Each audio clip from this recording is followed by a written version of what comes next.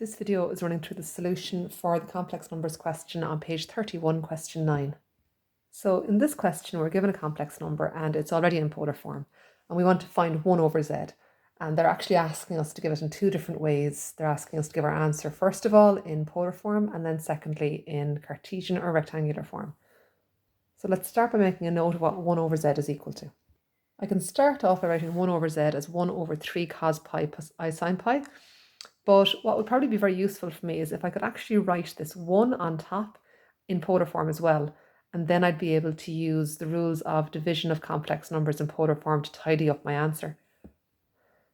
Remember, 1 is 1 plus 0i, so take a moment to draw your Argand diagram, mark in 1 or 1 plus 0i if you like on the Argand diagram, and work out the polar form of this complex number. Pause the video while you're doing this and then play and see if you were correct. Well, the complex number 1 plus 0i can be written as 1 cos 0 plus I sine 0. So now I've got a complex number in polar form divided by another complex number also in polar form.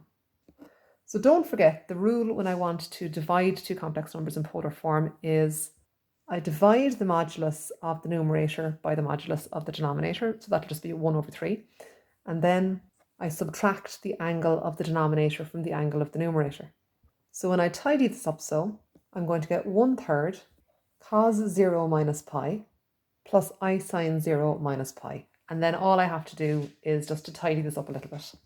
So you've got a couple of choices for how you present the answer then in polar form. You could actually leave it like this, 1/3 cos minus pi plus I sine minus pi.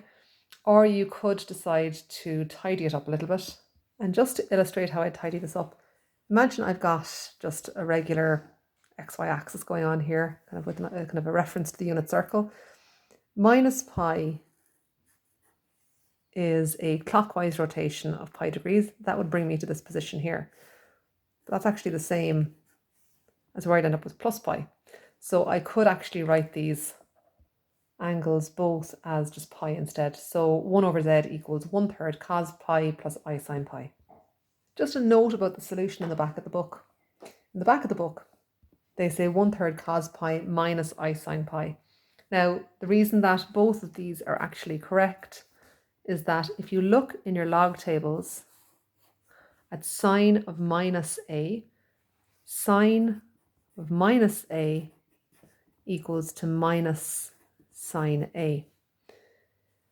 But note that sine of pi is 0. Sine of pi is obviously here also 0.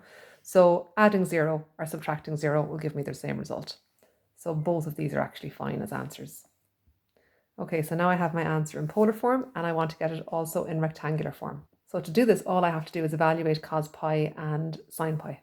So cos of pi is -1 and sine of pi is 0.